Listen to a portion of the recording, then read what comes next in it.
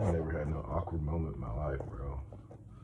This whole shit's been smooth sailing since day one. Just came out the womb, knowing how to speak fluent sentences and write poems and greet people properly. Like, there's never been an uncomfortable moment ever in my life. It's been so easy. So what I derive from that knowledge is that I have impeccable karma. I've been, I was a shitty person probably 3 million years ago, and the way karma works is you start as a shitty ass person, and uh, well, I wasn't a shitty person. I had a terrible life. I was a neutral person with a terrible, horrible, hellacious life. But a fool who persists in his folly will eventually become wise, they say. So what I did was I had a terrible life, and that terrible life drove me to want a better one in the future. Because I thought, surely I've been terrible in the past to deserve this, so I must be a better me so that I can have a better life next time. And my life's so good this time, like I must have nailed it the last 100 times. I've really been chipping away at that karma glacier.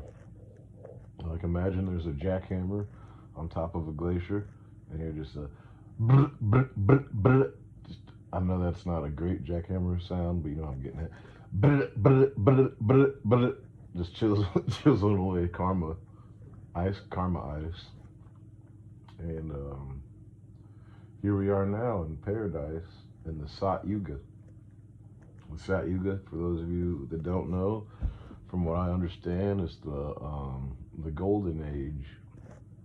There's 4 yugas. There's the Kali Yuga, the Sat Yuga, and I can't remember the other two. I know the Kali is the very bad one. Like that's when everyone forgets their spiritual nature and we fall into materialism and descend into squalor and um, some people fear or speculate the world's in the Kali Yuga now, but it's my opinion that I gotta be in the Sat Yuga. My shit's incredible.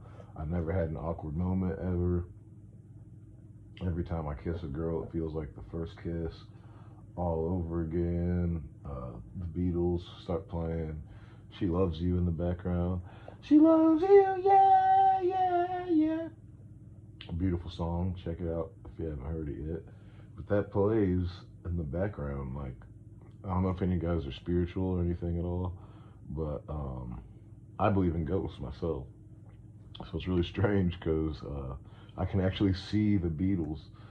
I mean, it's crazy because Paul and Ringo are still alive, but it's almost like my life's so perfect and futuristic that we're in the future where Ringo and Paul have already died, so their ghosts come back too when I kiss a girl, and it's the perfect moment. And Paul, Ringo, George, and John are all present, and they're singing behind me like I can see them. I can see the ghosts of the amps and everything. It's fucking incredible. But they sing that song, "She loves me, yeah, yeah, yeah." It's always such a beautiful moment, and everyone has a great time. The girl and I both have a great time, and the people watching are inspired, of course, because they're like, "Holy shit, that's such a beautiful couple." And there's no speakers visible anywhere because I'm more in tune to the spiritual realm than them. Because I'm very special, and I'm more important than other people. That's probably hard for people to swallow or grasp or understand, but I told you all those lies I knocked out last time already, so get to work. And you can be in the Sat Yuga too. Y'all still chilling in California. That's a pun from the Kali Yuga, Kali Fornia, and that might not be a coincidence. That might be a very direct correlation. But yeah, smooth sailing like a Like I'm surfing on a glacier. My life's always been pretty smooth. Like I don't know. I'm grateful for it. I hope this doesn't sound haughty or braggadocious, but um, I'm grateful for this life that I've accumulated for myself. I mean, I don't take it. I don't take it for granted. Try not to. Try to count. Try to say thank you to the powers that be every chance I get, every time I can remember. Thank you for my talents. Thank you for the ghost of the Beatles playing behind me as uh, a woman and I join lips. Thank you for my vivid imagination. Thank you for my long legs and my curious nature. I think the universe, God, however you want to say it, I think that thing. Uh, is it a thing? It might be a. It might be the lack of a thing. It might be. I don't know if God's a noun or the universe is even a noun. I don't know. It sounds insulting to call it that. But I think it, and yeah, it's been really fun because all I ever cared about a lot really is music, and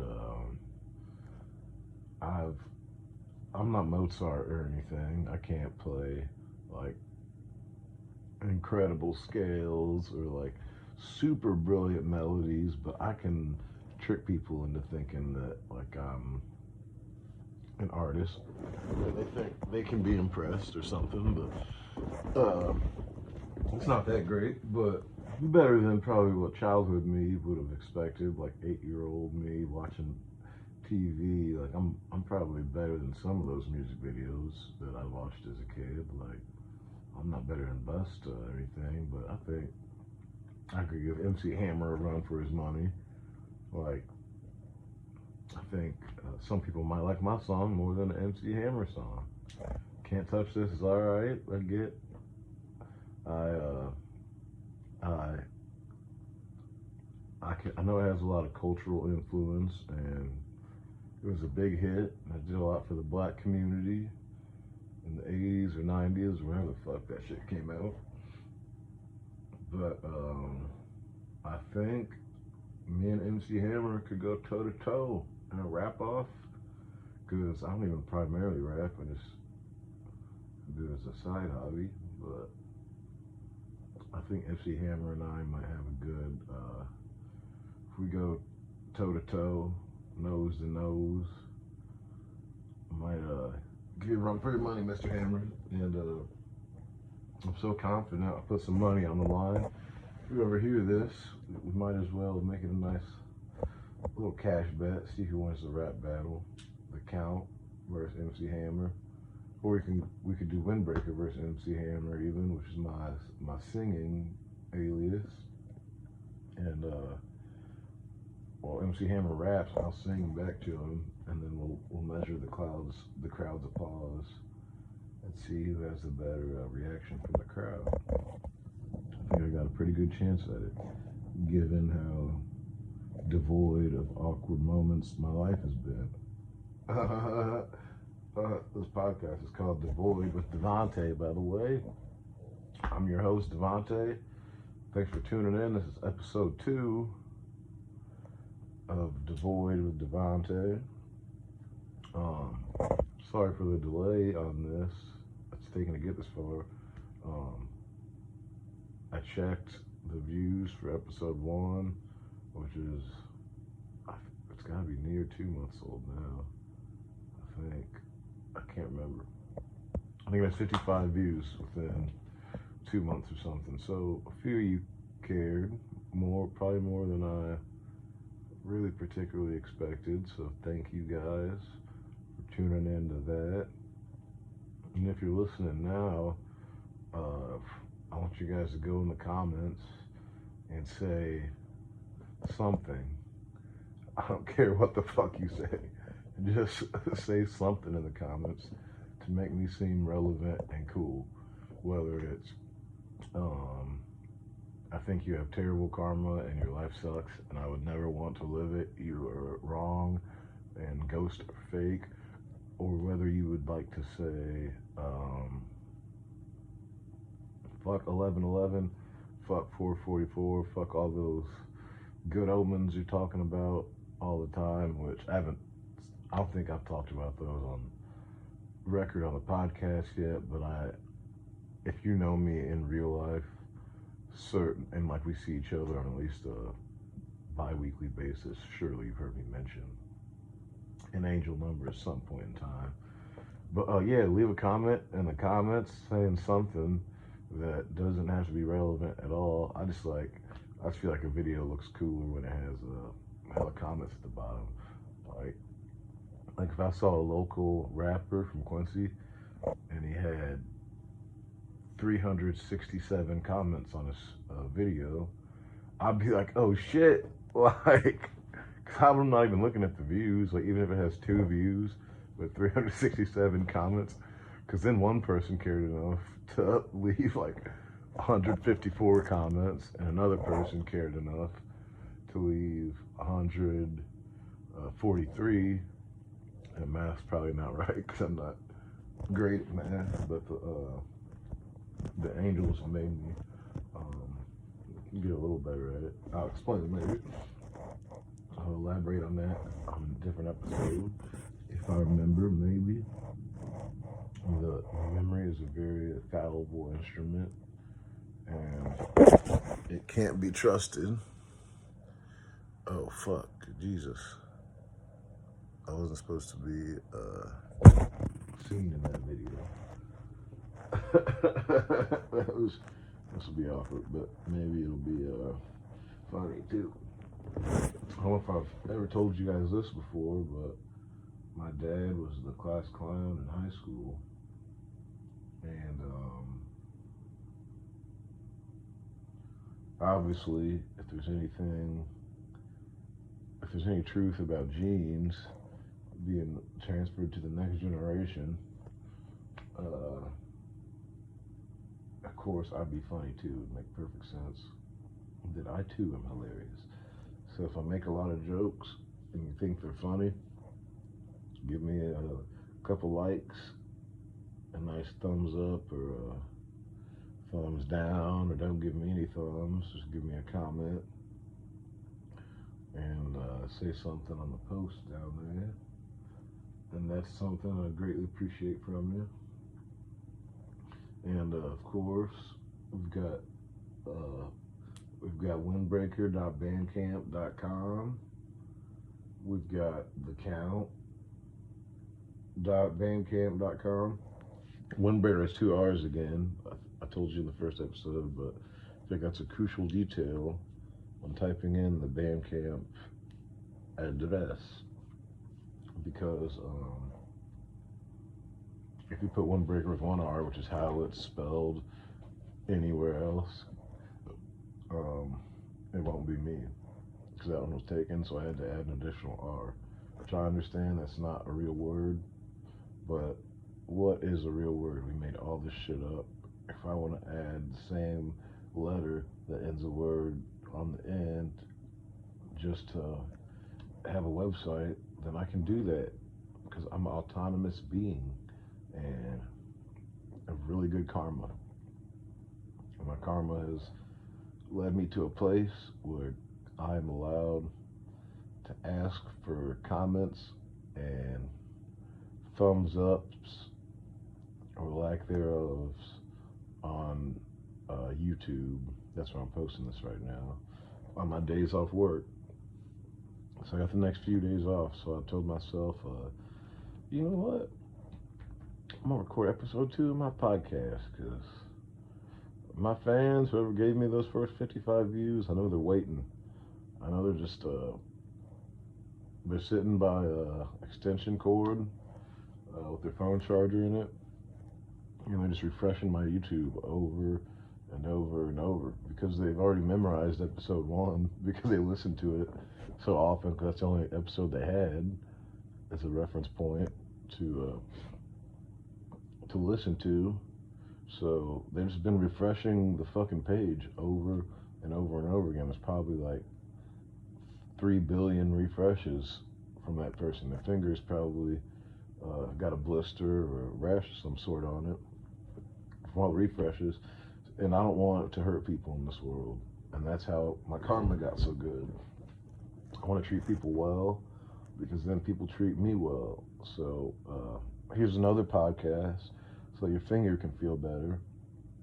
I don't want it to be in pain.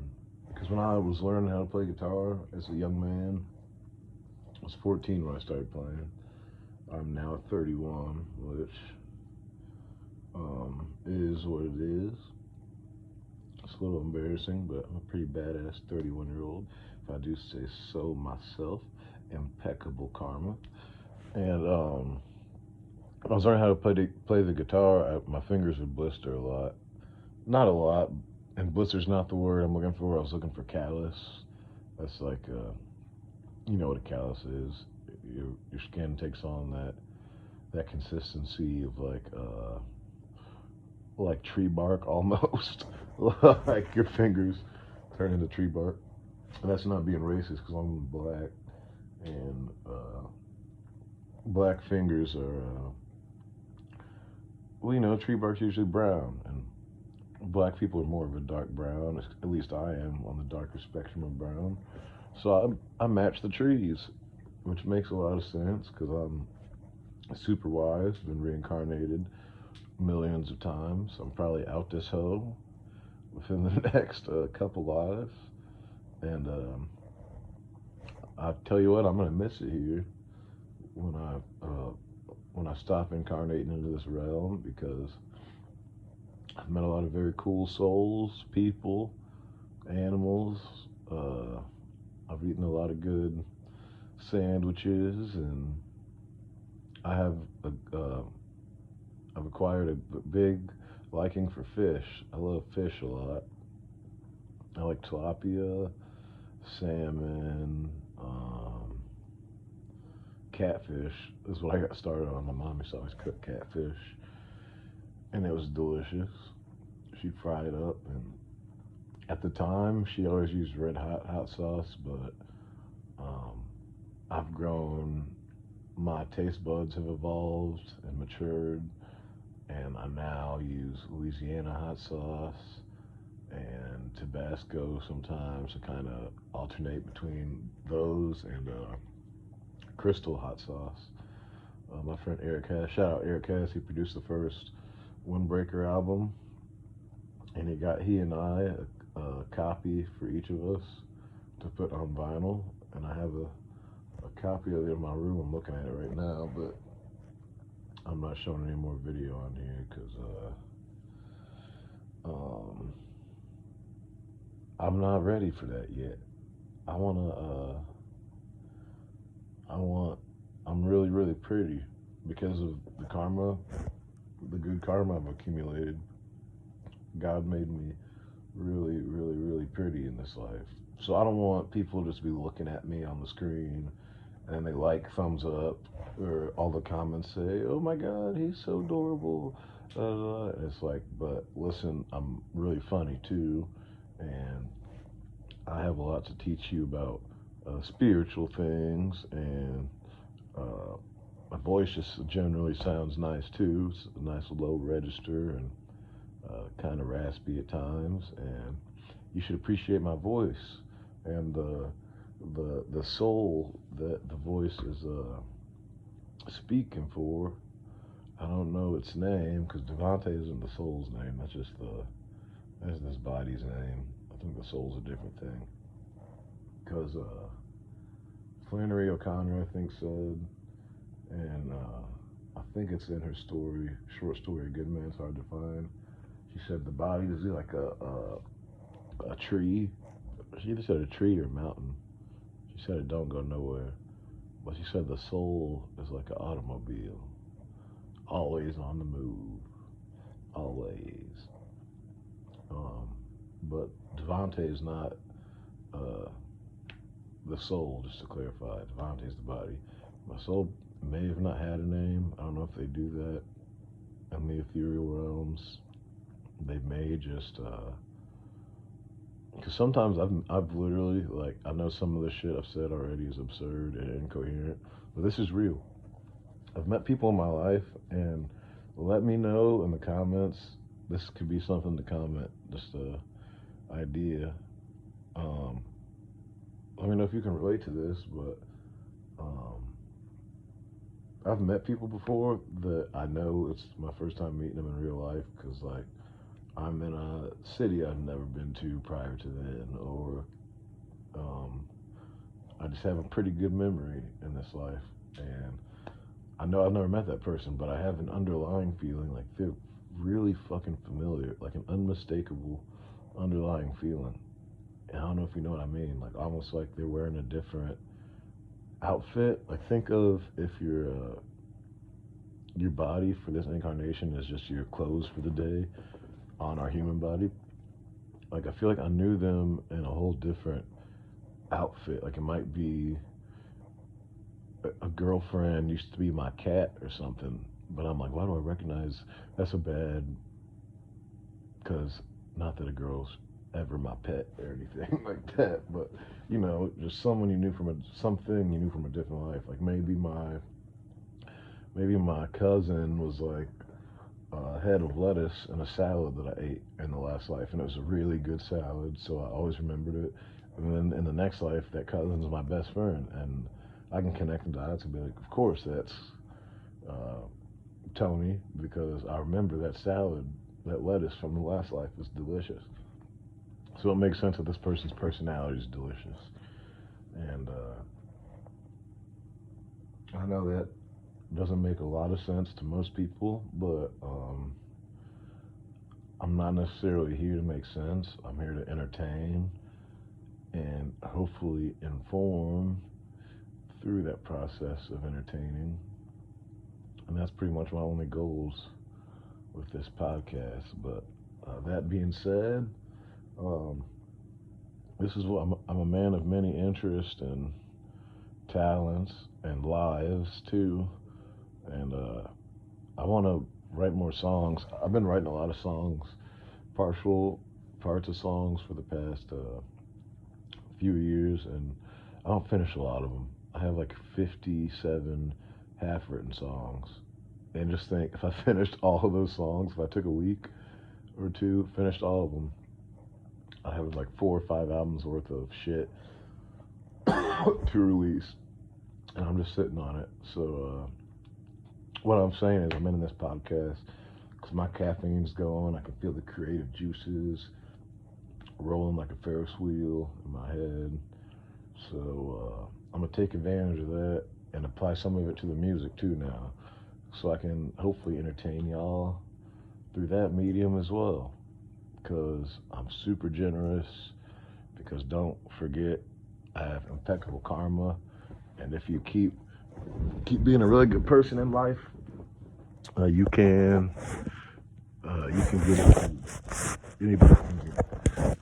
So thank y'all for listening to episode 2 of Devoid with Devo. Episode 3 coming out sometime in time, because time's not linear.